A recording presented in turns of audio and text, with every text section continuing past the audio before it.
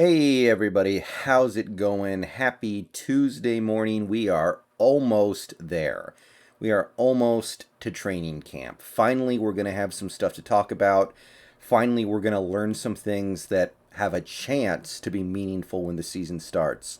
So, obviously, we're all excited for that. I believe players report today. I don't think we're going to really learn anything of meaning until tomorrow at earliest, though. So, I'll keep an eye on my sources and see what we can pick up. But whatever I find of any real significance, I'll be trying to report on this channel. So just keep an eye on future videos, and we'll learn whatever we can from training camp this year. I don't think I'm going this year, but if you are, say so down in the comments. And yeah, we'll see what we see out there.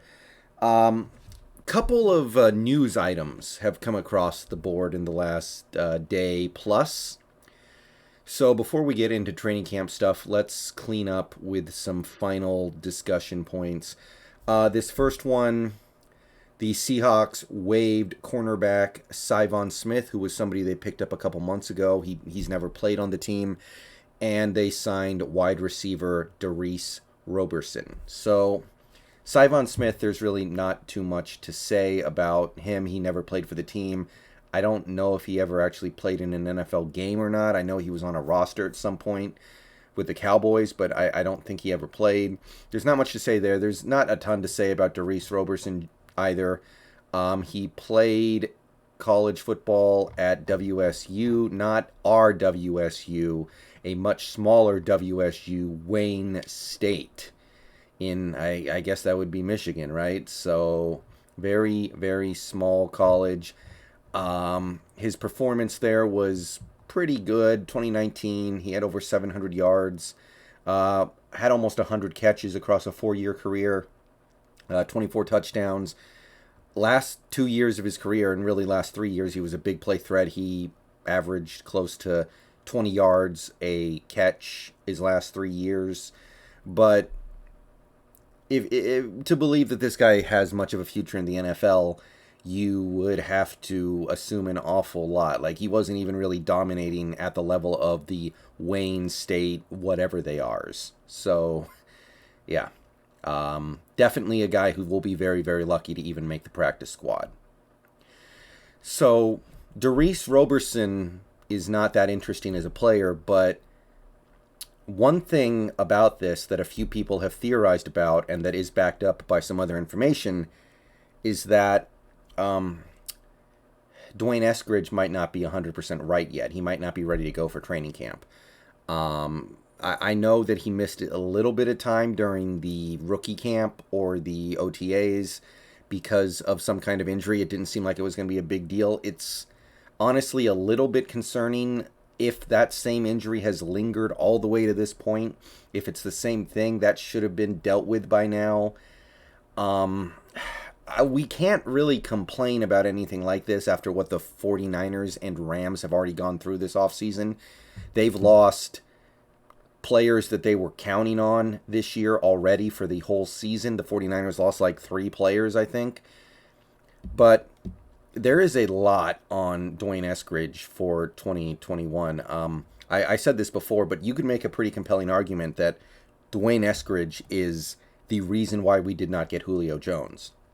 If we had not drafted Dwayne Eskridge or any receiver in the second round last year, I think you could have made a much more compelling case for us needing to trade for Julio with limited depth behind Lockett and Metcalf. But Eskridge, after drafting him in the second round, I think it was much harder to justify going after Julio Jones. So I don't know if anybody else sees it that way, but I feel like a decent chunk of Seahawks fans will be looking at Dwayne Eskridge this year thinking that's why we don't have Jamal Adams.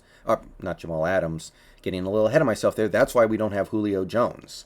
So if we don't get a good year out of Dwayne Eskridge, I think there's going to be a double amount of disappointment there. So him missing part of training camp, if that indeed is what happens, would be a bit of an alarming trend developing with him, because he's got a lot to pick up. Because, like I said, he's got to produce as a rookie. I'm not asking him to have 1,000 yards, but I need him to do something good. I need him to be productive for us. And Obviously, going after a fringe receiver like a Darece Roberson makes some sense because you lost to Tamorrion Terry, but you had pretty good receiver depth behind him anyway when you're taking a look at a guy like a Cade Johnson, who we also have. So I'm not convinced that he's just somebody we want to bring in to kind of scramble up the back end of the receiver depth chart. Feels like we brought him in because we want somebody for camp, a body for camp in case Eskridge can't go. And if that ends up being the case, then we're going to just have to kind of hold our breath on that, I guess.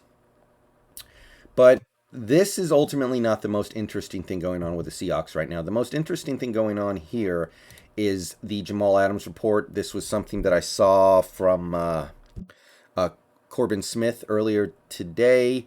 It was discussed a little bit, I think maybe even as late yesterday. Basically, Jamal Adams and the Seahawks are not close at all on a long-term deal. So basically, whatever we want to pay him, and we kind of already know what that is because it's easy to narrow it down. Seahawks have said we're willing to make him the highest paid safety in the league, but not our highest paid defensive player. So the highest paid safety right now is 15.25. So Jamal is probably looking at an offer from the Seahawks of at least 16 up to 17 million. But we know it can't be more than 18 million because that's what Wagner makes. So Jamal Adams is probably looking at some sort of 16 to 17 million dollar year deal. So Ian Rappaport and other sources, I believe, have said that they're not close. And I talked about this situation a little bit in a prior. Let me just get some of this crap off the screen. In a prior video where I basically said that I had the sense that Jamal Adams thought he was going to shatter the safety record because he's not like other safeties. He gets way more QB pressure than the average safety. I'm not saying he's way better than every other safety, but the value he adds to a team is more than a safety. I can admit that.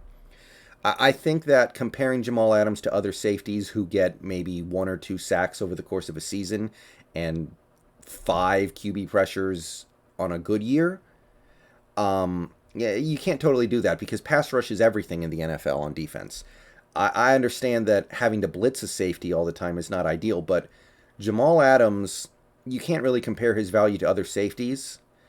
And I did think that it was possible that he, knowing that, was approaching this from a perspective of, I don't want to be paid like the top safety. I want to be paid like a top defensive player.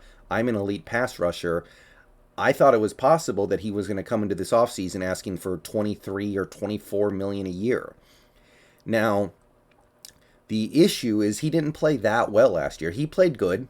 I'm not here to tell you that PFF has, PFF was on the ball when they gave him like a grade of 62 or whatever it was. I'm not going to say he was mediocre or anything like that. He was better than that. But he did not have a great season. He missed 4 games. He had other injuries that he gutted it out through. He occasionally gave up stuff in coverage, although a lot of that was overblown. And I think that kind of reduced his ability to ask for the moon, but that may not have stopped him from asking for the moon because in his mind, he's still that player. He's still as good as he was in 2019 with the Jets. He's still as good as the best safety in the league, which he would be in fairness if he played at the level that he did in 2019 with the Jets.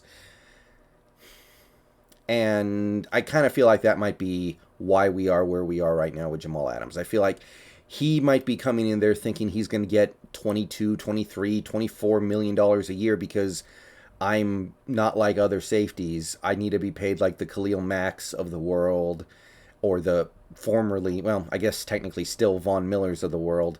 And the team is not having it because, hey, you missed 4 games last year. You gave up stuff in coverage. You made mistakes. You missed some tackles. You got injured multiple times. And I think that has that can be credited as to the reason why the team sides are not close. Had Jamal Adams had a dominant year last year, 16 games, sack record for a safety, plus turnovers forced. He did not. I guess he was involved in 1 turnover last year. So if he had done all that, then maybe we would be looking at things differently. Maybe we'd be like, okay, you want to get paid more than $20 million a year, you earned it. But I don't think the team feels like he earned it, so I don't think they're willing to go that way with him. And I think Jamal Adams, in his mind, is still that player who deserves that kind of money. It's kind of like what happened with Clowney last year. If you remember Clowney, when he got traded to us, he was expecting to have a contract year where he would earn a contract upwards of $100 million.